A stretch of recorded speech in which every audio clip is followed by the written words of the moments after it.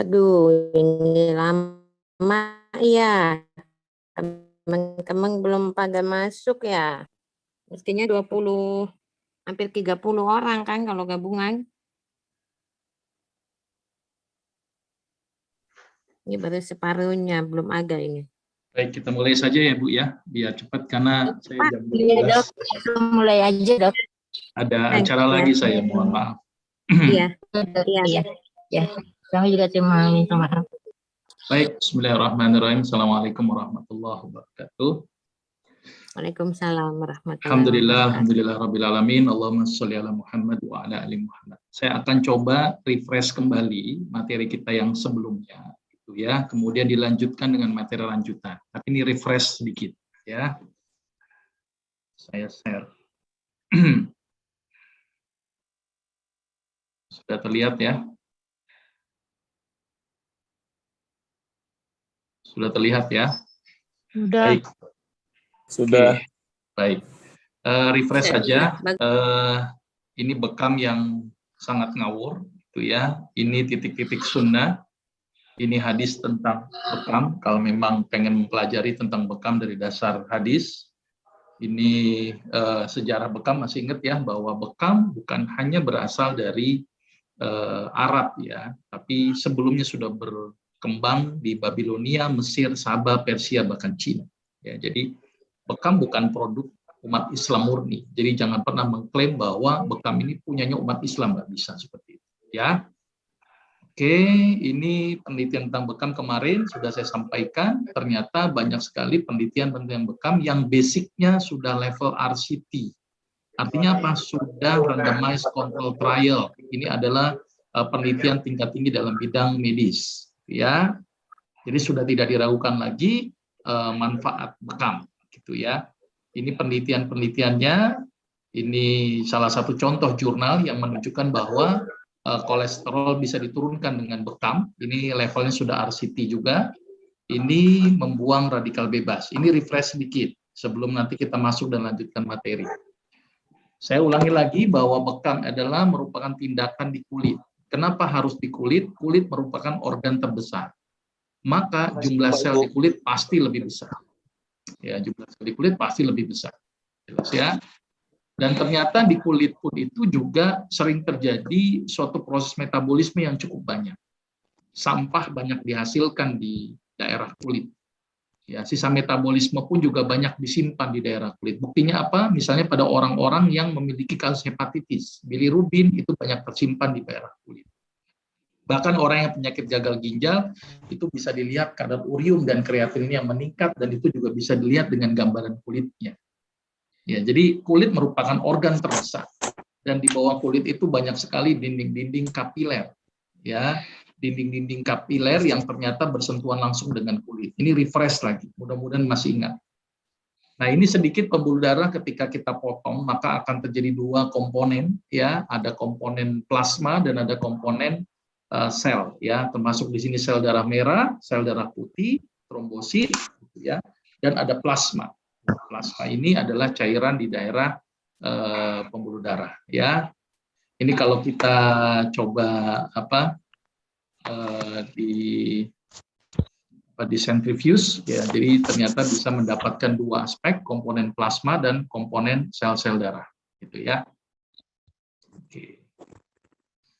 Terus ini pembagian darah, masih ingat ya, refresh teman-teman di sini ada kapiler yang paling kecil dan ada venula. Saya fokus ke kapiler karena nanti erat kaitannya dengan konsep bekam ini.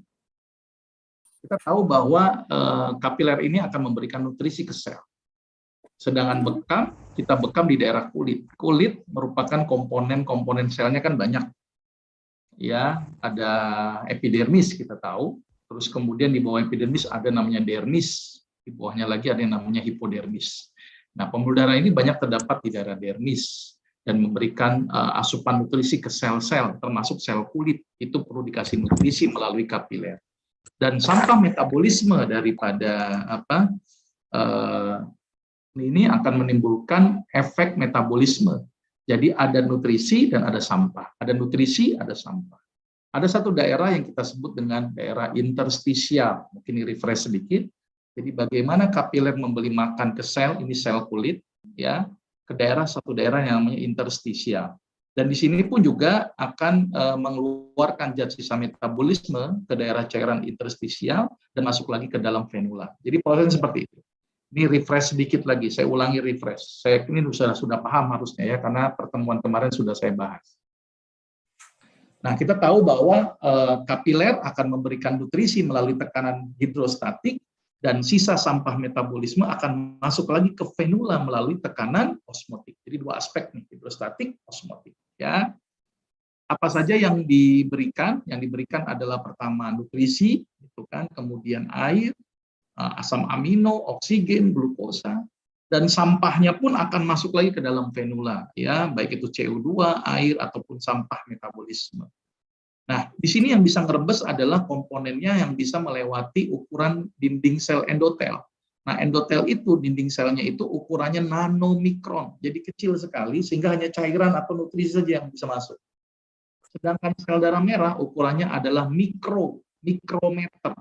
Kalau tadi nanometer, ini mikro, sehingga sel darah nggak bisa ngerebes. Gitu ya, sel darah itu nggak bisa ngerebes. Jadi yang ngerebes itu adalah hanya nutrisi, oksigen, glukosa, asam amino, sama sisa metabolisme tadi akan masuk lagi ke dalam venula. Ini yang terjadi di daerah cairan interstisial. Nah, ini kemarin sudah saya terangkan, ini contoh adalah kapiler melalui proses filtrasi dan melalui proses absorpsi dari sisa-sisa metabolisme yang dihasilkan oleh sel. Ini refresh nih. Jadi filtrasi memberikan makan, absorpsi hasil sisa metabolisme, ya, masuk ke dalam dinding kapiler. Kemudian di kop ini alat kop untuk kotak kop ini, sehingga terjadi apa? Terjadi skin lift, jadi kulitnya naik dan memberikan tekanan negatif. Ketika negatif, maka apa yang terjadi? Cairan akan banyak numpuk. Maka apa yang terjadi secara mekanisme selulernya, bahwa terjadi peningkatan filtrasi pasti. Karena kan ditarik filtrasi meningkat. Maka absorpsi menurun.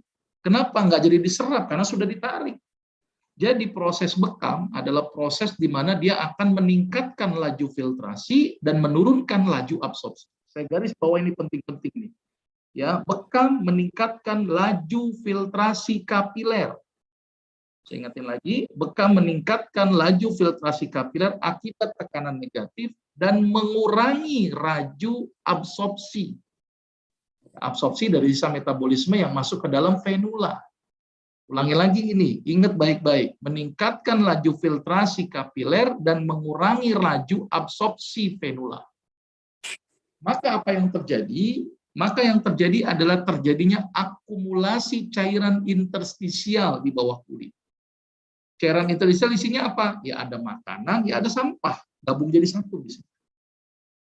Maka terjadilah semakin meningkat filtrasinya, semakin berkurang absorpsinya karena tekanan negatif. Terus kemudian setelah dikop, kemudian ditusuk. Maka proses penusukan mayoritas yang keluar adalah cairan interstisial walaupun ada pembuluh darah yang robek. Pembuluh darah ada yang robek. Ya.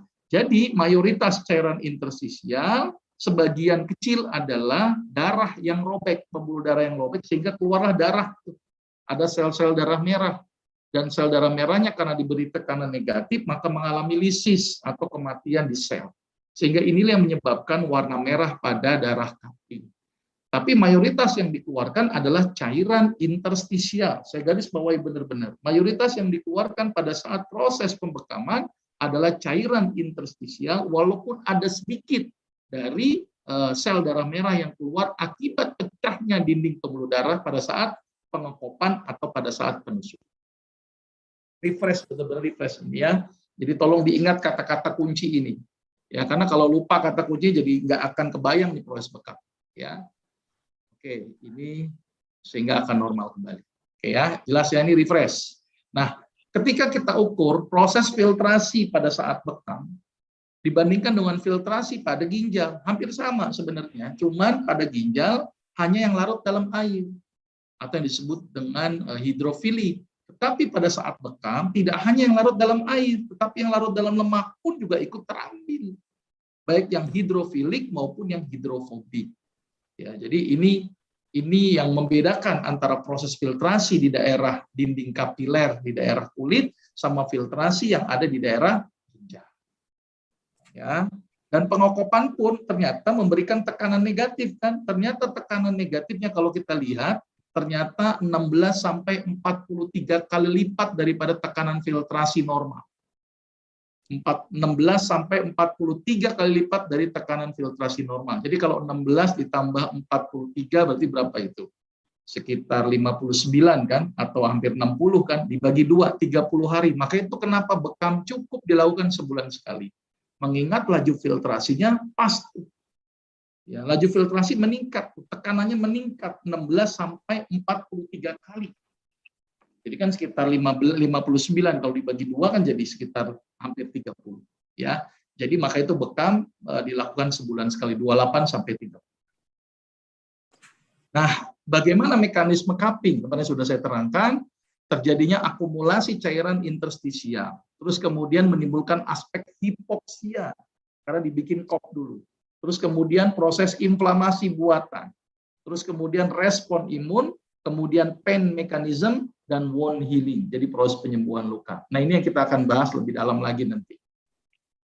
Hipoksia, saya ingatin lagi, ketika di kop, maka terjadi hipoksia lokal. Hipoksia lokal nanti akan mengaktifasi ginjal dan sumsum tulang. Dua aspek yang diaktifasi, ginjal dan sumsum tulang. Ginjal akan produksi yang namanya eritropoietin, dan eritropoietin akan merangsang sumsum tulang untuk memproduksi sel darah merah. Jadi konsep hipoksia ini yang kita ambil. Ditambah lagi ketika dijadikan hipoksia, terjadilah akumulasi cairan interstisial. Jadi penting tuh kop dulu. Maka itu bekam itu adalah cupping, puncturing, cupping. Ingat, CPC itu konsep. Nah, pada saat kop terjadi hipoksia, pada saat kop terjadi akumulasi cairan interstisial. Ada mekanisme di situ. Cairan interstisial mengumpul, berarti akan mengeluarkan zat-zat sistem metabolisme, sekaligus juga memang makanan yang sebagian juga. Maka itu pada saat bekam sebaiknya tidak dalam kondisi yang lapar. Karena kalau lapar akan berdampak glukosa akan habis. Ya, ini penting sekali ya. Dan ternyata pada saat pengekopan gitu ya, terjadi proses hipoksia lokal, maka akan mengaktifasi ginjal dan mengaktifasi sumsum tulang menjadi lebih aktif. Ya, refresh. Terus imun respon, ini juga saya refresh kembali. Jadi pada saat kop sudah selesai, kemudian ditusuk. Apa yang terjadi ditusuk? Cairan interstisial keluar. Ternyata tidak berhenti di situ saja. Ketika terjadi penusukan, terjadilah peradangan lokal. Peradangan lokal ini akan menyebabkan respon imun, di mana makrofag aktif, kemudian makrofag mengaktifasi mast cell mengeluarkan histamin, dan berdampak vasodilatasi pembuluh darah, sehingga sel darah merah sel darah putih yang ada di dalam sirkulasi darah, khususnya neutrofil, dia akan keluar melalui proses yang namanya diapedesis, kemudian dia akan membantu proses peradangan di lokal itu sendiri, dan neutrofil bisa juga akan membantu memakan kuman atau membantu proses-proses peradangan di daerah lokal kulit. Selain itu juga, selain neutrofil, ada namanya limfonosit, yang monosit ini nanti akan berubah juga menjadi makrofag di dalam respon inflamasi. Jadi sebenarnya bekam mampu mengaktifasi respon imun karena dibikin radang buatan. Saya refresh ini. Bekam merangsang aktivasi respon imun. Ya, saya ingetin lagi nih. Karena kenapa tadi? Karena ternyata dibikin proses inflamasi buatan atau artificial inflammation. Maka itu ada penelitian, bekam menaikkan makrofag, bekam menaikkan neutrofil, bekam menaikkan monosit. Jelas ya? Oke, ini sudah saya bahas pada pertemuan yang lalu. Terus selain itu juga, ketika terjadi perlukaan akan teraktivasi yang namanya nitrit oxide. Maka itu ketika ditusuk, ya, dia akan terjadi perdarahan kan, keluar itu darah, maka pembuluh darah akan ciut dulu, kemudian melebar lagi. Nah, ini yang disebut dengan vasodilatasi. Kenapa bisa melebar lagi? Ternyata aktivasi nitrit oxide. Nitrit oxide ini kalau jumlahnya cukup berperan ke banyak aspek. mencegah terjadinya agregasi platelet atau trombosit, ya. Terus kemudian mencegah thrombus formation, terus kemudian bisa menyebabkan vasodilatasi atau pelebaran pembuluh darah. Maka itu bekam ini sangat bagus untuk orang-orang yang memiliki kasus hipertensi, karena dia bisa mengurangi resistensi perifer atau tahanan pembuluh darah. Ya. Nah, ini sedikit video saja. Ini kemarin kan belum saya kasih video, hari ini saya akan berikan video biar kebayang dulu apa yang terjadi proses peradangan, proses inflamasi, dan apa yang terjadi pada sistem pembuluh darah kita. Ini bisa dilihat di sini.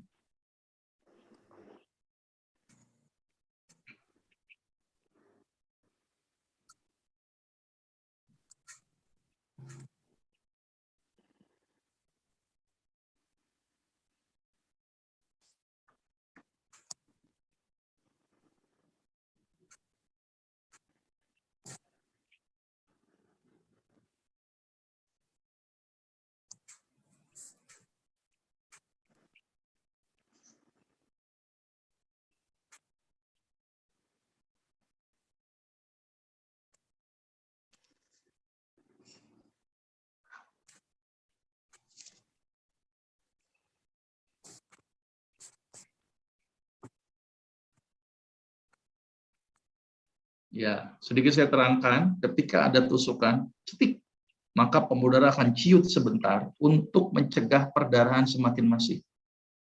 Tetapi dari sel yang rusak, ternyata akan merangsang tadi beberapa zat, salah satunya adalah nitrit oksid yang menyebabkan pembuluh darah melebar. Ini kita lanjutkan. Tuh, jadi lebar dia. Jadi meningkatkan aliran darah di daerah situ karena terjadi vasodilatasi. Nah, ini endotel, sel endotel yang melebar. Jadi selaknya itu kan dia hanya selapis sel. Jadi selaknya dia melebar.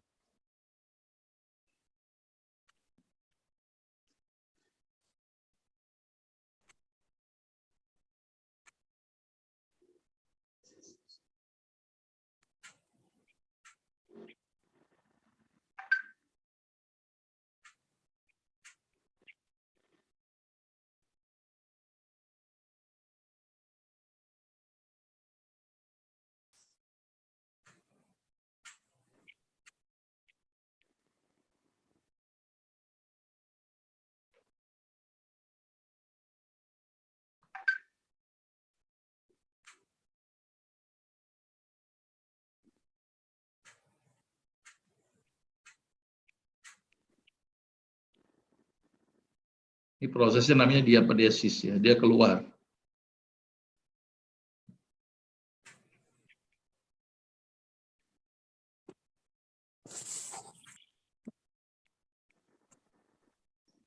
Neutrofil bergerak ke daerah sel yang mengalami kerusakan untuk membunuh zat-zat yang tidak berguna termasuk bakteri di dalamnya kalau memang masih ada bakteri.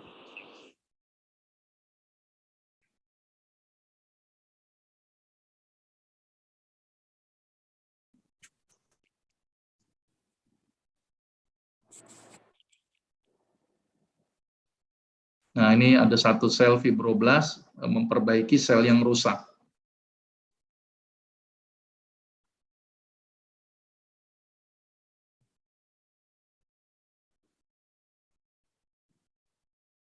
Ya. Oke ya, itu gambaran sedikit bagaimana proses terjadinya perlukaan. Jadi ketika diluka itu akan menyebabkan vasokonstriksi pembuluh darah, kemudian zat yang rusak itu menghasilkan satu zat yang merangsang produksi nitrit oksid sehingga menyebabkan vasodilatasi. Pada saat vasodilatasi lah terjadinya pelebaran dari dinding endotel, sehingga sel darah putih bisa keluar, tapi sel darah merah nggak bisa keluar karena dia tidak bisa mengecil ke daerah yang sempit, hanya sel darah putih saja. Karena dia mengalami proses yang namanya diapedesis. Jadi dia mengecil dulu kemudian melebar. Gitu ya. Terus makanin sel. Maka itu kenapa ketika proses terjadinya luka, ya, maka akan merangsang proses peradangan. Nah, bekam itu dibikin peradangan ringan gitu loh. Dengan peradangan steril. Ya, kita nyebutnya namanya sterile inflammation ya. Jadi tujuannya adalah biar aktif nih respon imunnya. Selain itu juga, selain tadi nitrit oxide, ternyata ketika dilakukan penusukan akan mengaktifasi HSP70 yang disebut dengan heat shock protein. Heat shock protein ini berperan untuk apa sih? Untuk penyembuhan luka. Jadi ini yang menyebabkan kenapa ketika ada luka, maka proses penyembuhannya terjadi di dalam tubuh kita. Misal luka koreng, pasti akan menutup itu luka korengnya. Ternyata berperan di sini adalah HSP70. Apa fungsi HSP70? Melakukan proses yang namanya proliferasi, diferensiasi, angiogenesis. Apa itu? Selnya dirangsang untuk tumbuh cepat, bahkan bisa berdiferensiasi atau berubah menjadi sel kulit. Sambil dibikin angiogenesis. Apa itu angiogenesis? Bikin pembuluh darah baru, supaya nutrisi ke sel-sel yang rusak terpenuhi. Nah, pada orang-orang yang diabetes, HSP70-nya sangat rendah. Nah, ternyata bekam itu sangat bagus karena dia mampu mengaktifasi HSP70. Ya, tujuannya biar apa? Merangsang proses proliferasi, diferensiasi, dan angiogenesis supaya sel yang mengalami perlukaan itu dapat mengalami perbaikan. Nah, itu mekanisme yang kemarin. Kalau nggak salah sampai mana ya kemarin ya? PJ-nya, PJ saya siapa sih? Terakhir sampai mana sih kemarin? Sampai pain bukan? Pertemuan 2 minggu yang lalu, gimana Bu Iro? Iya dok, sampai situ. Sampai mana terakhir? Rencananya, ya, bener ya? rencananya kan demo ya dok. Ah, demo. Kuliah nggak ada demo. Praktek. Paling nanti saya akan bikin SOP-nya aja, saya terangkan SOP-nya. Oh iya, SOP maksudnya. Ya, tapi kemarin materinya SOP. sampai mana? Iya. Materi sampai mana terakhir? Sampai Lupa sini ya? Lupa Ya sih, sudah, tapi oke. kayaknya sampai sini, sampai pathway ini ya Bu Susi. Ya sudah, oke. Ya Iya. udah. Oke, Iya. berarti saya akan terangkan dari pain mechanism. Boleh. Jadi gini, setiap ada luka pasti menimbulkan efek nyeri. Ini saya mulai dari sekarang. Tusuk menimbulkan nyeri. Cuman tusuknya pada pembekaman itu ternyata tidak menimbulkan nyeri yang sangat. Kenapa? Karena sudah terjadi akumulasi cairan interstisial. Proses akumulasi cairan interstisial menyebabkan jadi kulit menggelembung. Ketika menggelembung, maka sensasi saraf itu menjadi berkurang. Walaupun masih ada nyeri, tetapi nyerinya berkurang dibanding dengan tidak dilakukan proses pengokopan. Jadi pengokopan itu akan mengurangi efek nyeri sebenarnya, tapi nyerinya masih ada. Nah, kita tahu bahwa ketika kita nyeri, ini nyeri nih, sakit, tapi kan lama-lama akan hilang. Kenapa? Karena ada late respon dari otak dan dari perifer. Jadi gini, ketika nyeri, maka akan langsung saraf tuh menuju ke tulang belakang, nanti tulang belakang menuju otak, nanti otak akan mengeluarkan zat untuk mengaktifasi nyeri tadi. Nah, nyeri itu ternyata akan mengaktifasi namanya substansi P yang ada di daerah sumsum tulang. Substansi P nanti akan dihambat dengan hadirnya opioid yang dihasilkan dari dalam otak. Apa contohnya? Endorfin, dinorfin, enkefalin. Itu yang akan keluar yang memblokade proses rangsang nyeri. Kita tahu bahwa endorfin itu bermanfaat banyak aspek. Ya, bikin mood menjadi bagus, bikin pembuluh darah juga jadi melebar, kemudian jantung juga detaknya menjadi lebih rileks gitu ya karena hadirnya endorfin. Nah, ini mekanismenya. Jadi dari respon nyeri masuk ke tulang belakang, nanti mengaktifasi substansi P akan menyalurkan ke daerah otak. Nah, di daerah otak nanti turun lagi yang namanya descending pain inhibitor tract. Ini kalau kita melihat, kalau tadi kan prosesnya adalah bagaimana nyeri di daerah perifer, di daerah misalnya kaki, tangan, kemudian masuk semuanya ke sumsum tulang. Kemudian baru masuk ke otak. Ya. Nah, ternyata ada beberapa yang menghambat tadi, seperti tadi endorfin, enkefalin, dinorfin. Ya. Nah, selain itu juga adanya substansi P ini berperan penting pada proses nyeri. Nah, selain itu juga ketika ditusuk ternyata ada satu sel di dalam kulit namanya sel keratinosit. Sel keratinosit ini ternyata berespon memproduksi yang namanya endorfin. Maka itu bekam mampu mengaktifasi double endorfin. Endorfin yang dihasilkan oleh otak dan endorfin yang dihasilkan oleh sel keratinosit. Ya. Nah, ini sedikit video Biar kebayang dulu, seperti apa sih respon nyeri.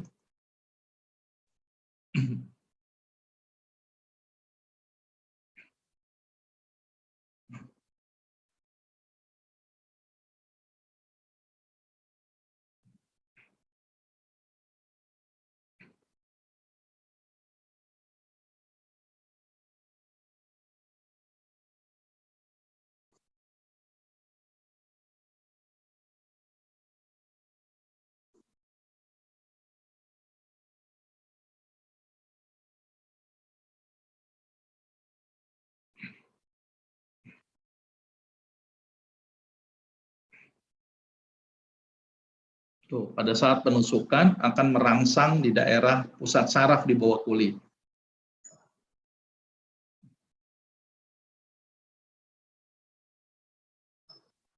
Nah, letaknya di tulang belakang.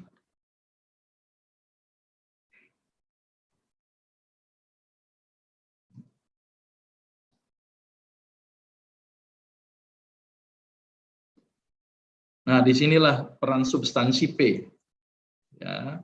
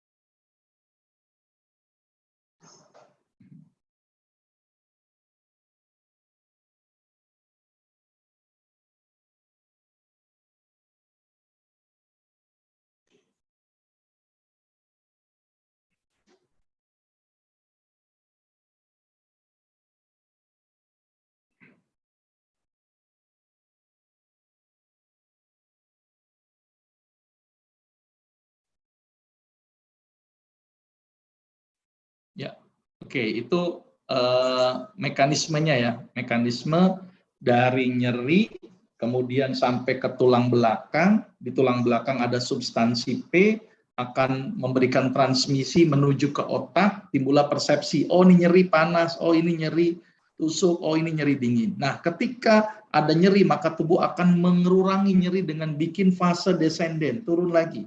Keluar zat yang namanya beta endorfin. Apa itu beta endorfin dan bagaimana cara kerja beta endorfin? Kita lihat.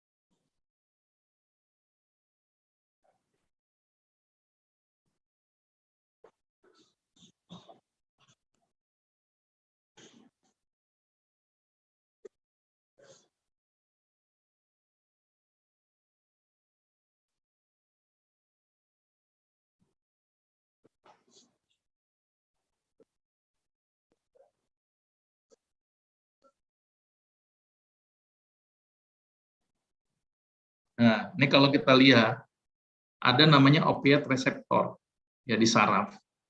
Nah, bisa menimbulkan nyeri kalau substansi V-nya teraktivasi. Nah, pada saat nyeri dari bawah menuju ke otak, substansinya aktif tuh. Terus tubuh mengeluarkan endorfin. Nah, endorfin ini menghambat proses pelepasan substansi P. Ini yang bagian sebelah kanan. Ya, jadi nggak bisa keluar jadi si substansi P-nya sehingga nyerinya akan berkurang. Jadi karena diblok di substansi P-nya, maka tidak ada proses transmisi. Neurotransmitternya nggak ada, nyerinya masih ada, Tapi persepsi di otaknya, ini udah nggak nyeri lagi nih, karena substansi B udah nggak bikin sinyal, karena sudah diblok sama endorfin. Ya.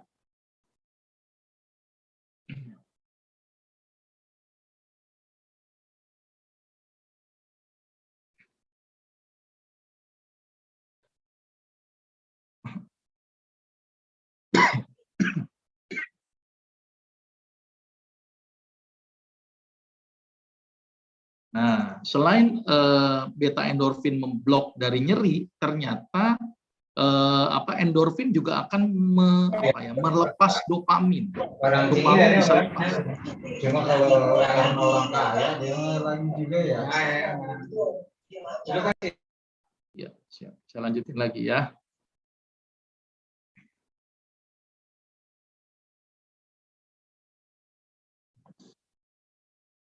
Nah, kalau dopamin keluar bahagia kita nih.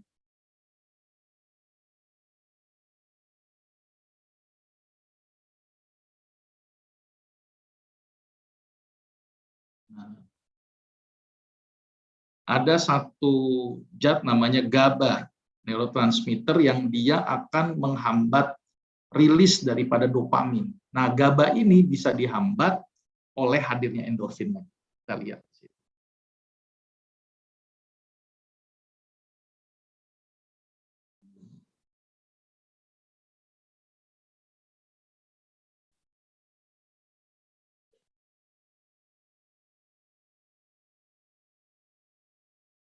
Iya.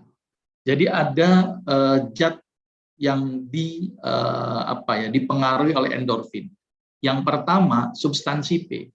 Substansi P kan yang bikin nyeri. Dengan endorfin, substansi P nggak keluar. Satu. Selain itu juga, ketika endorfin keluar, dia akan menghambat GABA. GABA itu kalau keluar akan menyebabkan si dopamin nggak keluar. Maka itu GABA-nya harus dihambat dengan endorfin. Karena dopamin berperan penting untuk bikin mood seseorang menjadi bagus. Maka itu kenapa endorfin itu disebut dengan hormon bahagia. Karena memang bikin kita bahagia. Dengan mereduksi nyeri, tetapi bikin bahagia. Maka itu bekam itu ternyata membuat orang tambah bahagia karena hadirnya yang namanya endorfin. Endorfin dihasilkan pada saat proses pembekaman. Nah, ini gambaran sedikit bagaimana mekanisme endorfin secara molekul, biar teman-teman juga bisa memahami secara lebih detail bagaimana terjadinya proses bekam, gitu ya. Oke. Terus apa sih sebenarnya manfaat bekam? Dari beberapa jurnal yang saya baca, ternyata bekam memberikan begitu banyak manfaat, dan ini penelitian sudah levelnya RCT. Pertama, bekam meningkatkan imun, mengurangi kasus nyeri, ini khusus nyeri. Bekam menurunkan hipertensi, bahkan nyeri kepala bisa diturunkan dengan bekam. Kasus selulitis, fibromialgia, carpal tunnel syndrome, diabetes, menurunkan kolesterol dan mencegah penyakit jantung. Ini beberapa manfaat bekam yang sudah diteliti. Kita lihat jurnal-jurnalnya. Ya, ini proses bagaimana bekam bagus untuk hipertensi. Tadi apa? Bekam mengeluarkan cairan interstisial. Bekam juga merangsang produksi nitrit oxide. Jadi cairannya dibuang, nitrit oxide-nya dilebarkan. Cairannya dibuang, kemudian dimelebarkan. Maka itu bagus sekali untuk orang-orang yang hipertensi. Maka itu disunahkan bekam kalau bisa sebulan sekali. Ya, ini mekanisme. Ini juga mekanisme bekam tidak menyebabkan penurunan hemoglobin. Coba kalau kita lihat di sini. Tadi yang keluar apa sih? Cairan interstisial. Berarti sel darah merahnya gimana? Nggak akan keluar itu. Cuman sebagian kecil yang keluar tadi yang saya bilang. Maka itu ketika saya penelitian yang saya lakukan, coba deh saya bekam gitu kan, 9 titik, 15 titik, 30 titik. Ternyata semakin banyak titik bekam, maka HB semakin tinggi. Ternyata terjadi yang namanya hemokonsentrasi, hematokritnya meningkat. Hematokrit meningkat sehingga HB pasti naik gitu ya. Maka itu kenapa bekam ini aman sebenarnya buat hemoglobin, karena mayoritas cairan yang keluar adalah cairan interstisial. Ditambah lagi proses peradangan akan mengaktifasi makrofag. Nah, makrofag kita tahu dia kan memakan kuman-kuman. Disitulah banyak tersimpan zat besi. Zat besi itu ketika makrofag teraktivasi, maka dia akan merangsang pengeluaran zat besi yang ada di dalam makrofag itu sendiri. Jadi respon imun tetapi juga bisa mencegah timbulnya anemia. Karena tadi makrofag sumber daripada zat besi. Selain itu juga hati. Proses inflamasi kan tadi merangsang hati kan, hati, ginjal, dan sumsum tulang. Maka hati akan menyebabkan terjadinya penurunan hepsidin. Hepsidin turun, maka akan menyebabkan apa? Peningkatan absorpsi Fe di usus. Ditambah lagi hepsidin turun akan menyebabkan makrofag teraktivasi. Nah, ini gambaran sedikit bahwa ternyata bekam itu aman loh untuk orang-orang yang anemia.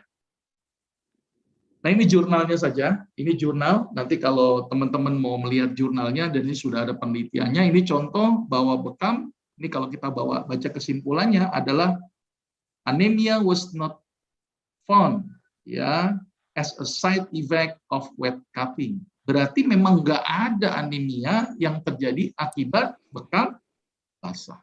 Ya. Nah, ini penelitian sampai level RCT. Ini juga penelitian yang ternyata mampu menurunkan tadi kolesterol gitu kan, terus tadi menyebabkan hemokonsentrasi dan bahkan menyebabkan respon imun. Ini juga penelitian tadi menurunkan kolesterol, jelas ini RCT ini penelitiannya. Ya, jadi ternyata kolesterol bisa turun, bisa berkurang akibat proses pembekaman. Karena tadi bekam tidak hanya mengeluarkan cairan interstisial yang larut dalam air, tetapi juga larut dalam lemak. Maka itu bekam bisa mengeluarkan LDL. Ini jurnalnya. Ini juga penelitian tentang bagaimana bekam bisa mereduksi nyeri. Ya, ini penelitian juga randomized control trial. Sudah ada jurnal penelitian sampai level tertinggi dalam penelitian. Jadi membandingkan antara yang intervensi dan non intervensi. Ya, ini juga penelitian tentang migrain ternyata bagus dengan berbekam. Ya, oke. Terus ini penelitian tentang mereduksi nyeri head walaupun ini bekam kering. Ya, ini untuk menghilangkan nyeri. Ini jurnalnya juga menghilangkan nyeri. Gitu ya. Ini penelitian tentang nyeri di daerah ini bahu dan di daerah leher. Ya, jadi ternyata memang bahkan ini sudah RCT juga, randomized control trial. Ya, ini meningkatkan imunitas, ya, makrofag dan sel T CD8. Jadi meningkatkan daya tahan tubuh. Maka itu bekam itu sangat bagus untuk meningkatkan respon imun. Ini bekam juga meningkatkan respon imun. Ini bekam mampu menurunkan tekanan darah. Ini penelitian juga pada manusia kalau ini 14 orang yang diteliti. Ini juga menurunkan tadi ya tekanan darah juga. Ya, jadi rata-rata dari tekanan di arteri ya pada pasien hipertensi ternyata juga mengalami penurunan. Ya. Nah, ini apa yang harus diperhatikan ya pada saat bekam. Nah, ini yang harus diperhatikan buat teman-teman. Jadi harus waspada untuk orang-orang yang jadi tidak semua orang itu bisa dibekam dan ini yang harus diperhatikan. Walaupun secara umum bekam tidak ada kontraindikasinya. Satu titik aja aman. Udah satu titik kecil berarti aman, nggak ada masalah sebenarnya. Tetapi ada beberapa nggak mungkin orang bekam cuma satu, pasti minimal 5 atau kadang 7 bahkan 9. Maka itu ada beberapa hal yang harus diperhatikan. Yang pertama kulit keriput itu tidak boleh. Ya juga bukan patokan umur. Yang penting ketika sebelum dibekam, coba aja dicubit kulitnya. Kalau dia keriput ya atau baliknya lama, misalnya pada orang-orang tua atau pada orang-orang yang dehidrasi, itu dilarang sekali untuk dibekam. Intinya adalah kulit keriput. Karena proses penyembuhannya akan bermasalah. Yang kedua, walaupun bekam tidak menyebabkan anemia, tetapi ada sebagian tadi sel darah merah yang keluar. Maka itu orang yang anemia berat sebaiknya tidak dibekam, sebaiknya ditransfusi darah karena cukup berisiko. Terus kemudian orang yang mengkonsumsi obat pengencer darah, ya ini obat pengencer darah ini, itu berisiko. Maka itu sebelum bekam tanya dulu mengkonsumsi obat apa tidak. Oh ternyata mengkonsumsi obat, ya udah jangan dibekam dulu, istirahatkan dulu 2-3 hari, tidak mengkonsumsi obat pengencer darah. Karena risiko apa tadi? Darah keluar terus-menerus. Dan menyebabkan timbulnya shock hipovolemik karena cairan banyak yang keluar. Terus kemudian penyakit kulit kronis, ini nggak boleh juga nih. Misalnya ada panu, kadas, kurap, kutu air, atau infeksi apapun tidak boleh dibekam. Karena biasanya akan menyebabkan, misalnya kalau misalnya karena jamur, maka jamur akan masuk dalam sirkulasi darah. Karena ketika ditusukkan ada port di entry, pusat masuknya kuman. Kalau jamur bisa masuk ke dalam sirkulasi darah, khawatir bisa menyebabkan timbulnya sepsis. Maka itu perhatikan baik-baik di daerah yang mau dibekam. Bekam bagus untuk orang diabetes, tapi daerah yang neuropati atau gula yang sangat tinggi itu cukup berisiko. Karena kenapa? Karena sulitnya sembuh. Karena pada apa? Pada orang yang diabetes, kandungan atau kadar HSP 70-nya sangat rendah. Sehingga proses profilasi, diferensiasi, angiogenesis jadi terhambat. Maka itu hati-hati dengan gula yang sangat tinggi.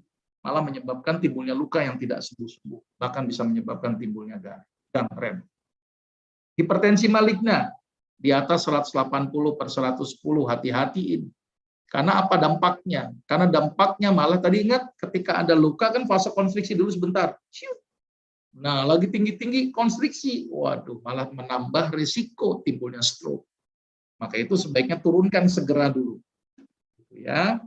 Terus orang yang darah rendah atau hipotensi itu juga berisiko. Maka itu sebelum dibekam tensi dulu. Orang yang memiliki kelainan darah juga beresiko, misalnya hemofili, kanker darah, ya karena dia cenderung rendah itu komponen-komponen darahnya. Udim anasarka, bengkak, itu nggak boleh dibekam lagi bengkak. Terus kelainan pembuluh darah juga nggak boleh, dan trombosit yang lagi rendah juga cukup beresiko. Itu ya lagi demam berdarah, trombosit 9.000, harusnya masuk ICU, bekam aja, resiko itu. Ya, perhatikan baik-baik hal-hal yang harus diperhatikan pada saat bekam.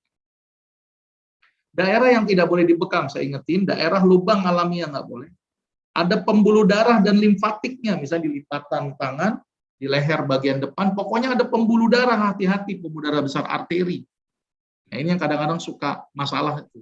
Termasuk lubang tuh, lubang mulut dilarang, lubang hidung dilarang, lubang kuping dilarang, termasuk lubang anus juga dilarang. Karena ada juga pembekam karena mentang-mentang ambeien anusnya dibekam, itu jadi masalah. Jelas ya? Terus daerah yang cairan sinovial, nggak boleh tuh lipatan-lipatan sendi, nggak boleh di belakang. Mentang-mentang nyeri di daerah lutut, di belakang lututnya dibekam, langsung dia nggak bisa jalan. Jadi hati-hati daerah-daerah yang tidak boleh dibekam. Atau daerah-daerah yang ada kelainan kulit, itu dilarang untuk dibekam. Ya. Nah, apa bekam apakah tidak ada risiko? Ada. Bekam jelas ada risiko.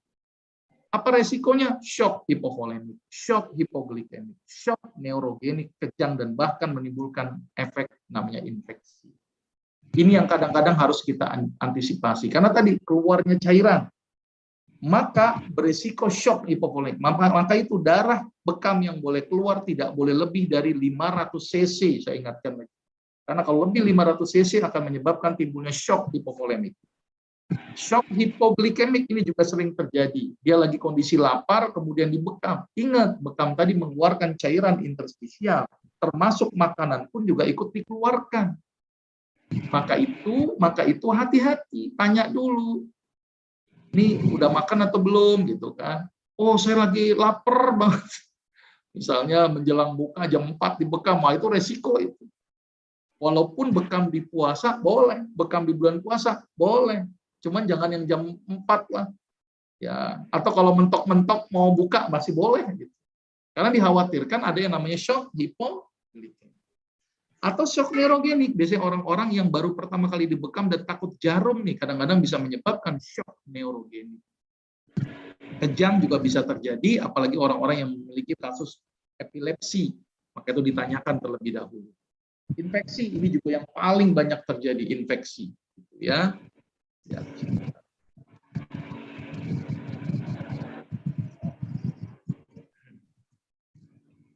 Gimana Pak? Bentar.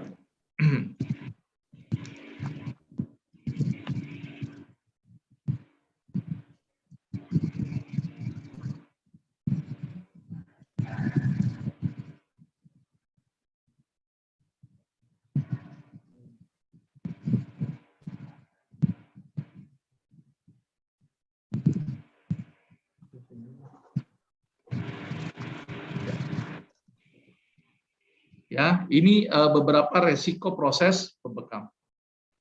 Ada resiko nggak pasca bekam? Ada. Infeksi ini yang paling sering terjadi karena tidak steril. Maka itu sebaiknya bekam itu memang orang-orang yang sudah paham proses sterilisasi. Kalau nggak paham, aduh menimbulkan efek samping. Apalagi bekam di pinggir pasar, bekam di taman, bekam tidak memperhatikan aspek sterilisasi. Nah ini yang jadi masalah. Atau luka yang sulit sembuh, atau bahkan perdarahan tadi, mengkonsumsi obat pengencer darah terus saja perdarahan. Atau bahkan menyebabkan hipotensi. Maka itu hati-hati untuk orang-orang yang darah rendah. Bisa menyebabkan juga anemia kalau bekamnya misalnya setiap hari dibekam terus ya sudah cairannya berkurang plus anemia, jadi harus waspada juga. Cacat ya bahkan bisa menyebabkan kematian. Cacat itu tadi di daerah sinovial itu ternyata bisa menyebabkan lumpuh, atau di daerah bekam mentang-mentang oh sakit tenggorok bekamnya dekat arteri karotis di sini. Wah, resiko. Jadi perhatikan aspek-aspek ini. Gitu ya. Jadi bukan berarti tanpa resiko, bekam pun ada resiko kalau ini tidak diperhatikan. Nah, maka itu pentingnya diagnosis prabekam. Jadi pentingnya anamnesis, pentingnya pemeriksaan posisi bekam gitu ya. Terus kemudian juga dilihat juga ini ya dalam kondisi apa. Makanya penting sekali anamnesis dan pemeriksaan fisik ya. Nah ini yang penting. Kalau pemeriksaan tunjang penting nggak? Penting juga ya kalau misalnya dibutuhkan. Misalnya ada diabetes, nah itu perlu dilakukan pemeriksaan tunjang. Nah ini titik-titik bekam yang sesuai dengan sunnah. Maka itu nanti kalau bekam sebaiknya sih yang pakai konsep sunnah saja supaya aman. Timbul pertanyaan kenapa ya titik sunnah itu banyak di daerah belakang, bukan di daerah perut. Karena ternyata di daerah belakang adalah daerah yang jarang sekali bergerak. Jadi nggak ada gerak tuh, sehingga terjadi penimbunan laktat, satu, ya sirkulasi darah nggak bagus, dua. Ya. Maka itu bekam tuh sangat bagus di daerah belakang atau di daerah-daerah yang ada ototnya. Kalaupun terpaksa bekam di tempat lain, adalah bekam atas dasar indikasi-indikasi, tapi letaknya harus di atas otot supaya aman. Nah, ini contoh titik-titik bekam, ya. Jadi ada beberapa titik. Ya, ini saja. Dan ini sekarang kita masuk ke bagaimana mekanisme proses pembekaman. Dimulai dari sterilisasi, kemudian dari proses pembekaman seperti apa. Saya nggak bisa bikin demo ya di sini karena kita online ya. Kalau perlu offline sebenarnya untuk saya demokan. Ya, tapi ini tidak apa-apa. Kita langsung ke praktisnya, SOP-nya langsung. Ya, sudah terlihat ya SOP-nya ya. Oke, nanti kita banyak diskusi saja ya, tapi ini saya akan terangkan sedikit. Ini bahan atau perlengkapan yang harus disediakan. Ya kalau yang bekam ya harus ada kop bekam, kemudian pompa bekamnya, ya, terus kemudian ada autokliknya, terus kemudian ada mangkok ya oval atau kita bikin dua tempat, satu yang steril gitu kan, atau satu yang tidak steril tadi kayak baskom. Tapi juga ada mangkok yang memang untuk kecil, untuk betadin nanti dimasukkan ke dalam mangkoknya. Terus kemudian sarung tangan, masker penting sekali, baskom besar tadi ini untuk menempatkan alat-alat tadi, karena alat-alat itu harus butuh tempat. Ya, ada yang fase yang steril sama yang non steril, kita harus pisahkan nih. Terus limbah plastik, ya tempat sampah medis biasanya berwarna kuning. APD ini yang paling penting, Google Glass. Jadi pakai kacamata Google. Karena sering sekali orang bekam tidak pakai kacamata, sehingga sering terjadi penularan penyakit akibat pembukaan kop. Jadi kopnya dibuka, jadi muncrat, masuklah ke daerah mata. Ya. Oke, kalau tidak salah nanti kan pihak Stikes Sismadi biasanya juga ada kunjungan ya ke klinik bekam ya untuk melihat nih proses pembekamannya seperti apa. Terus kita pakai standar alkohol, betadin, bahkan kita menggunakan minyak zaitun untuk masas terlebih dahulu dan penggunaan kasa steril. Ini standar perlengkapan untuk berbekam. Ya, jadi pakainya ini. Terus kemudian untuk sterilisasi kita pakainya klorin, H2O2, sabun, ataupun pakai model autoclave atau ozon atau steamer. Nah, itu bisa dipakai untuk alat-alat sterilisasi. Tapi yang pasti yang paling penting di sini yang harus digarisbawahi adalah penggunaan klorin. Klorin ini penting untuk membunuh HIV dan hepatitis. Jadi harus direndam dengan larutan klorin. Ini yang paling penting. Nggak bisa hepatitis atau HIV mati dengan alkohol atau mati dengan sabun. Biasanya dia mati dengan klorin. Jadi tolong ini menjadi yang cukup krusial adalah klorin. Nah ini SOP praktik bekam. Jadi sebelum bekam ya otomatis kita harus mencuci tangan terlebih dahulu menggunakan bisa air, sabun. Kalau bagus ya berwudu, jadi lengkap semuanya. Terus mempersiapkan ruangan bekam, alat dan bahan, menyiapkan pakaian pasien, dan memakai APD. Jadi pasien pakai APD, terus pelaku bekam juga harus pakai APD yang standar. Ya, jadi kayak orang melakukan tindakan khitan lah, kira-kira seperti itu. Terus kemudian saran saya pasien itu paling bagus duduk, tidak dalam keadaan tidur. Karena kalau tidur kita susah memantau. Ditambah lagi ketika tidur keluarnya darah juga susah. Maka itu penting sekali dalam kondisi yang duduk supaya bisa memudahkan pengeluaran darah. Gitu ya. Terus kemudian kalau bisa ini penting sekali ya pengukuran tensi, anamnesis, gitu ya. Boleh apa enggaknya, kira-kira tempat yang mungkin mau dibekam di daerah mana, kira-kira. Sebelum bekam pijet dulu, pijet, gitu ya, relaksasi. Dan sarung tangannya nanti yang untuk mijet harus diganti, ya. Jadi harus pakai sarung tangan yang baru lagi, gitu ya.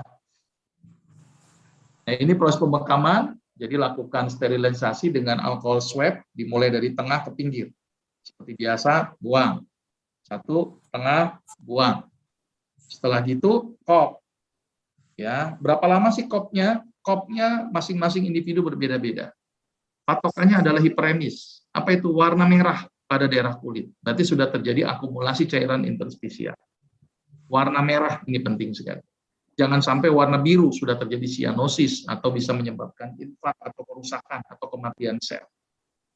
Ya, rata-rata berapa sih? 1 sampai 3 menit lah, maksimal 3 menit. Kalau enggak nanti timbul blister atau luka yang menyebabkan timbul gula biasanya. Terus kemudian perubahan warna tadi berwarna agak sedikit merah, kemudian dilepas, kemudian ditusuk dengan jarum pakai otoklik dari tengah ke pinggir, kemudian dikop lagi. Ya, daerah yang dilukai sampai darah tidak mengalir lagi. Jadi patokannya tidak mengalir lagi. Ya, jadi jangan sampai terlalu lama. Udah nggak ngalir, stop, sudah cukup. Jelas ya? Atau kalau bahasa medisnya ya clotting time, bleeding time. Jadi fase clotting dan fase bleeding. Maka kita sampai ke fase clotting dan fase bleeding time. Jadi sudah berhenti, sudah tidak mengeluarkan darah, maka itu dikeluarkan. Nanti diambil mekanisme pengambilannya. Nanti juga ada akan praktek lapangan. Kan hari ini kita terbatas hanya teori terlebih dahulu. Ya. Ini tadi bersihnya pun pakai kasa ya, tidak boleh pakai tisu. Tisu pun kalaupun dipakai hanya untuk membantu saja menampung. Tapi tidak boleh dibersihkan untuk daerah luka menggunakan tisu. Jadi harus menggunakan kasa steril dan di kasa sterilnya pakailah betadine. Karena ini antiseptik yang standar, ya kan? Kemudian dibuang ke plastik limbah. Kemudian letakkan kop ya ke baskom yang non steril, buang jarum di sampah medis, selesai bekam. Maka sesuai standar prosedur kita harus cuci tangan ya, 6 langkah cuci tangannya kita sudah paham itu semuanya. Nah ini SOP sterilisasi alat gitu ya, jadi sterilisasi di tempat lain gitu ya, bukan di ruangan itu juga gitu ya, pakai APD, kacamata, masker, wastafel juga harus yang memang sudah tersirkulasi yang sesuai dengan standar, terus kemudian direndam dulu ya dengan klorin. 1:9 selama 15 menit, larutan klorin 0,5%. Dengan cara klorin yang 5,25% dilarutkan dalam air dengan perbandingan 1:9. Bisa pakai betadine, pakai Baiklin tuh. Baiklin tuh ada klorinnya 5,25%. 1:9. Biasanya begitu. Ya, selama 15 menit. Ini yang paling penting. Ya. Setelah direndam, ya, maka dicuci lagi, kemudian disterilisasi 10-15 menit, bisa menggunakan autoclave, bisa menggunakan steamer. Ya, kalau sudah steril maka dimasukkan ke dalam box khusus yang nanti akan digunakan. Nah ini autokliknya, terus matrasnya disemprot, APD dan menggunakan alkohol saja cukup, biarkan mengering dan lap sampai bersih. Ya, nah itu sedikit gambaran dari proses bekam. Nanti ada prakteknya ketika teman-teman nanti praktek di klinik. Kalau nggak salah kan ada ya kunjungan nanti ya ke klinik ya untuk tempat praktek bekamnya, gitu ya. Baik, sampai sini saya beri kesempatan bertanya sepuas-puasnya berhubungan dengan bekam, gitu ya, untuk bisa lebih memantapkan. Nanti kita memang harus datang ke tempat praktek untuk kita lihat ilmunya. Baik, silakan kalau memang ada yang mau ditanyakan. Izin bertanya, Dok. Ya, satu-satu. Silakan Pak Baktiar dulu. Pak Abu. Silakan Pak Baktiar. Assalamualaikum warahmatullahi wabarakatuh. Salam. Tidak lepas dari rasa hormat kami kepada Dr. Agus Rahmadi dan rekan-rekan. Yang perlu kami tanyakan, tindakan yang dilakukan pada bekam itu berdasarkan hasil diagnostik. Berarti tidak semua klien itu harus memakai titik atau tindakan yang sama, tetapi titik yang dipakai sesuai dengan kebutuhan berdasarkan hasil diagnostik. Bagaimana pendapat Dr. Agus Rahmadi? Ya, tadi kan sudah saya sampaikan, kalau di daerah titik bekamnya ada misalnya kelainan kulit, jangan pakai di situ, geser. Atau ada kasus-kasus tadi, misalnya dia hipotensi, terus kemudian dibekam pakai 9 titik, resiko. Jadi harus ada indikasi dulu, makanya pentingnya anamnesis dan pemeriksaan fisik. Tanya-tanya dulu. Oh Pak, saya punya riwayat hemofili. Wow, jangan dibekam, nggak usah bekam deh. Mendingan dikasih aja herbal-herbal yang untuk pengobatan. Jadi tidak semua orang bisa dibekam. Kayak kasus hemofili, resiko kita bekam darah nggak berhenti-berhenti. Atau punya penyakit kanker darah. Atau kondisinya lagi dehidrasi berat, kulitnya keriput, dibekam, dia tambah rusak. Jadi yang pertama, tidak semua pasien bisa dibekam. Harus ada beberapa hal yang harus diperhatikan. Tadi sudah saya sampaikan. Mungkin Pak Baktiar kurang ngeh saja tadi. Ya, saya sudah sampaikan. Coba nih saya inian lagi, biar Pak Baktiar ingat. Ya, ini sudah saya sampaikan, ada beberapa hal yang harus diperhatikan. Terlihat sudah, Pak Baktiar? Iya. Ya, Pak. Nah ini, ya ada yang harus diperhatikan, makanya harus ditanya-tanya semua ini. Ini standar yang harus ditanya ini. Ya, terus kemudian ini yang nggak boleh dibekam, termasuk tadi kulit-kulit yang mengalami infeksi, itu juga resiko. Ya, jelas ya, sampai sini ya, sudah terjawab ya. Iya, Baktiar, kiranya harapan kami dokter bisa mengirimkan PowerPoint yang hari ini di-share ke kami, sehingga kami bisa lebih mempelajarinya. Terima ada kasih. semuanya di buku saya Pak Baktiar, buku warna biru. Itu lebih detail Pak. Baik. Jadi beli saja Pak di buku warna biru di PBI. Dijual itu Pak, buku warna biru, bekam tinjauan hadis dan ilmiah. Itu saya terangkan secara detail. Saya tunjukin bukunya sebentar.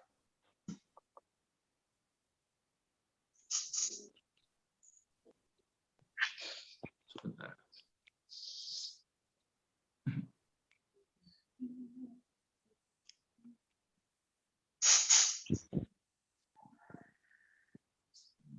Nah, kelihatan. Iya. Ini lihat. Ini bukunya, Pak. Ini ada di ituan PBI, Perkumpulan Bekam Indonesia. Silakan beli ini Pak. Ini lengkap semuanya di sini. Secara ilmiahnya sudah saya terangkan. Kenapa kok nggak boleh keriput? Kenapa kok nggak boleh begini? Kalau tadi kan PowerPoint-nya nggak ada tuh keterangannya. Di sini lengkap Pak. Titik-titiknya, hadis-hadisnya, silakan di sini Pak. Baik. Jelas Ya. Pak Baktiar? Oke, jelas Pak. Silakan Baik, dilanjutkan. Baik, silakan. Yang bertanya lagi Bu Iro, silakan. Iya, Assalamualaikum Pak. Ya, Terima salam. kasih, kagum sekali saya dengan proses yang terjadi saat bekam gitu, subhanallah. Pertanyaan saya, ketika seseorang masih takut dengan jarum, tapi dia sudah datang ke tempat bekam gitu, tapi ketakutan itu belum hilang, dan dia tidak mengucapkan itu bahwa dia sebetulnya takut gitu loh. Dia memaksakan diri untuk takut gitu. Karena tadi saya lihat kalau saya nggak salah itu ada hubungannya dengan kerja otak. Maka apa yang terjadi ketika ketakutan itu belum hilang, cakupan yang sangat, tapi dia tahu bahwa bekam itu bisa menyembuhkan gitu, minimal bisa memperbaiki kesehatannya. Apa yang terjadi pada saat seseorang takut tapi dia memaksakan diri untuk bekam gitu? Itu Bu yang saya bilang shock neurogenik. Oh, iya. Shock neurogenik, jadi sudah saya sampaikan. Itu Tegang, akibat ketakutan yang luar biasa. Maka langkah pertama, ketika ada orang yang pertama kali dibekam, dimasas dulu yang paling dominan, Bu. Masas. Biar dia rileks. Terus coba dengan 1 titik bekam saja dulu. Coba dulu responnya. Karena biasanya cukup minimal risiko invasifnya. Ya, tetapi kalau memang udah nggak mungkin banget, ya sudah, mendingan tidak harus diterapi dengan bekam. Sunnah itu banyak, tidak harus dari bekam. Bisa dengan herbal, ya, misalnya habatus sauda, misalnya seperti itu. Ya, jadi tidak harus dipaksakan ansih semua orang harus dibekam. Jadi bekam juga bukan segala-galanya juga. Ingat, pengobatan-pengobatan ini banyak aspek. Herbal misalnya juga bisa, ibadah bisa menjadi obat. Jadi walaupun afdolama tadawaitum bil hijamah, sebaik-baik pengobatan adalah berbekam, bukan berarti semua penyakit bisa dibekam. Dan bukan berarti bahwa setiap ada masalah harus bekam saja, nggak bisa. Pengobatan itu harus holistik. Jelas ya Bu Iroh ya? Iya, jelas Pak. Cuma 1 titik bekam yang tadi itu sebaiknya gimana? Titik yang paling aman saja. Titik yang paling aman saja. Di mana saja yang tadi titik-titik sunnah. Nanti di buku saya ada semua itu Bu, titik-titik sunnah. Iya, siap. Jelas ya? Siap. Terima kasih Dok. Siap. Pak Abu Sadi, silakan. Terima kasih Dok. Assalamualaikum warahmatullahi wabarakatuh. Waalaikumsalam warahmatullahi wabarakatuh. Di Banda Aceh Dok. Ya, silakan Pak Abu Sadi. Ada tentang hipertensi ya Dok ya. Ya. Nah, jadi waktu kita pertama proses penusukan, itu akan terjadi kontriksi ya Dok ya. Vasokonstriksi. Ya. Vasokonstriksi pembuluh darah. Nah, ini kalau misalnya pasien datang dengan hipertensi, itu hipertensinya itu pada tekanan berapa masih bisa kita lakukan tindakan bekam ini agar tidak menimbulkan stroke nanti, kan tiba-tiba bisa dia sudah hipertensi tiba-tiba dimanipulasi terjadi lagi kontriksi yang berlebih. Kan gitu ya Dok ya? Ya. Nah, ini yang sering kali pernah terjadi ini, artinya ketidaktahuan daripada si terapis tadi, sehingga ya terjadi gitulah shock dia punya ini pasiennya itu ya seperti stroke seperti itu. Mohon penjelasannya Dok. Terima kasih. Tadi sudah saya terangkan Pak Abu Sadi, mungkin datangnya telat kali ya. Ya. Tadi sudah saya terangkan. Yang tidak boleh dibekam, saya ulang lagi deh, nggak apa-apa. Mungkin nggak ngeh kali ya, lagi ke belakang kali Pak ya. Lihat di sini Pak. Lihat Pak. Lihat yang diperhatikan, hipertensi maligna. Iya. Hipertensi maligna itu berapa Pak? 180/110 ke atas resiko. Ya. Jelas ya, tapi kalau cuma hanya 160, 150, 90, 100 masih oke. Karena fungsi bekam setelah dia mengalami vasokonstriksi, maka dia akan mengalami vasodilatasi. Malah jadi obat untuk orang hipertensi. Jelas ya. Tetapi ketika tinggi, jangan langsung dibekam dulu. Dibikin santai dulu, dibikin rileks dulu, ya. Bahkan kalau perlu ditambah dengan makanan-makanan yang bikin menurunkan tensi, misalnya timun, seledri, ya, atau dibikin rileks gitu kan, sehingga tensinya turun, baru dibekam. Yang tidak boleh adalah hipertensi maligna. Nanti tinggal cari aja Pak, hipertensi maligna batasannya apa. Ya, tapi kalau menurut hemat saya 180/110 ke atas itu saya larang. Ya. Jelas Pak Abu Sadi ya? Ya, silakan. Dok, itu dari titik-titik syar'i tadi, itu titik yang paling bagus lah, paling mujarab ya kalau dibilang itu di titik mana ya Dok? Artinya gini, pasien datang ya diagnosanya macam-macam lah ya, banyak ini ya sakit ini sakit itu. Nah, ada satu titik yang kira-kira artinya yang bisa kita ambil satu kesimpulan nanti untuk titik itulah. Jadi satu aja titik sehingga nanti misalnya HB-nya kira-kira pas-pasan aja lah gitu. Ya, enggak tinggi, enggak rendah. Nah, Ya, sampai ada satu titik yang bisa Tuhan. Ya, baik Pak. Tadi Pak Abu Sadi ngikutin saya dari awal nggak Pak Abu Sadi? Belum. Tadi nggak sempat. Oh, ini kan rangkaian yang kedua ini Pak. Iya, Rangkaian iya. yang kedua, rangkaian dari awal ini udah training yang kedua ini Pak. Dan tadi sudah saya ulangi Pak, proses bekam. Proses bekam sifatnya universal. Maka itu kuliah itu nggak bisa dipotong-potong memang Pak. Harus komplit. Saya terangkan di situ. Jadi sebenarnya kita tidak berpatokan kepada titik A, titik B, titik C. Karena sifatnya universal. Titik sunnah itu adalah titik yang sesuai rekomendasi Nabi. Gitu ya. Jadi sifatnya universal, Pak. Nanti kalau Bapak lebih jelasnya tadi, bisa beli buku saya untuk belajar lebih detail lagi. Jelas ya, Pak ya? Tapi kalau misalnya, kalau mau lagi, ada satu titik yang katanya, ya, walaupun saya belum ngecek ini hadisnya ini sahih atau tidak, bisa mengobati 70 macam penyakit, yaitu kahil. Kalau mau berpatokan kepada hadis itu. Tetapi secara umum bekam sifatnya universal.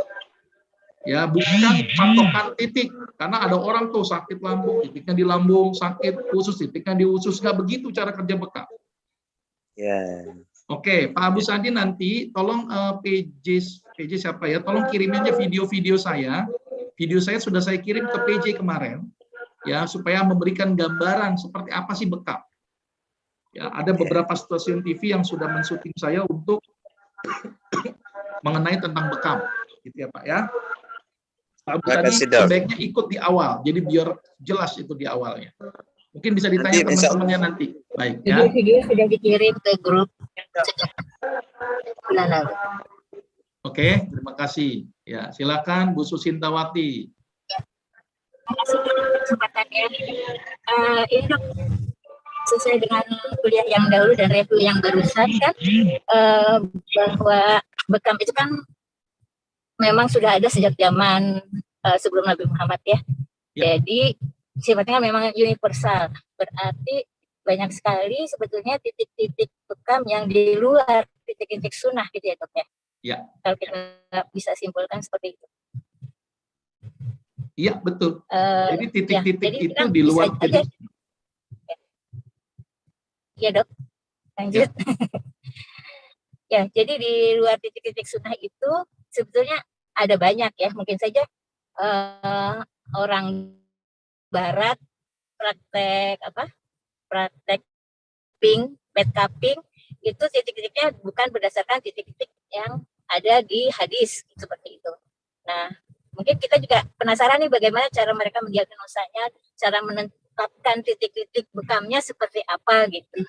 Kalau kita mungkin main aman aja sesuai dengan yang di titik sunnah. Bagaimana Dok menurut pendapat dokter? Baik, Bu Sintawati ikut dari awal sampai sekarang? Ya ikut Dok. Tadi juga ikut? Jawab. Oke, tadi juga ikut nggak?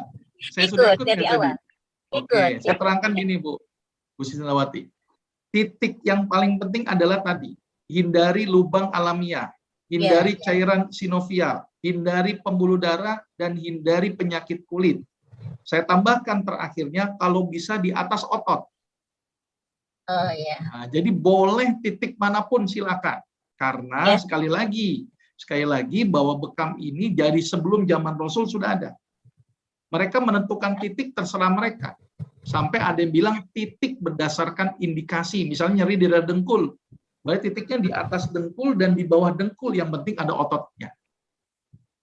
Jadi sebenarnya patokan titik tidak ada. Maka itu kenapa di Indonesia banyak aturan-aturan titik. Aturan titik Ustadz Katur, aturan titik Dr. Wada Umar, aturan titik Ustadz Fatailah, banyak banget.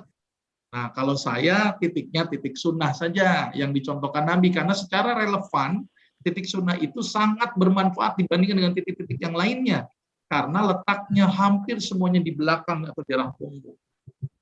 Ya, tetapi boleh Ibu menentukan titik yang lain, tidak diharamkan Bu, boleh. Saya mau titik bekamnya di daerah tangan nih, di daerah otot, di daerah muskulus bicep misalnya di sini, boleh. Selama tadi tidak ada pembuluh darah, tidak ada cairan sinovial, tidak ada kelainan kulit dan lubang alamiah. Boleh Bu, tidak ada larangan dalam agama Islam pun. Jelas Bu Sintawati, paham? Ya, jelas. Nanti besok bisa aja Bu Sintawati, Ya, bisa aja Bu Sintawati bikin titik Susintawati, boleh aja. Misalnya kalau mau, boleh, nggak ada larangan itu. Titik iroh Bu, Dok, titik iroh. Kikuyungik. Silakan aja, jangan apa-apa itu kan. Makanya banyak orang bikin titik-titik sendiri tuh begitu.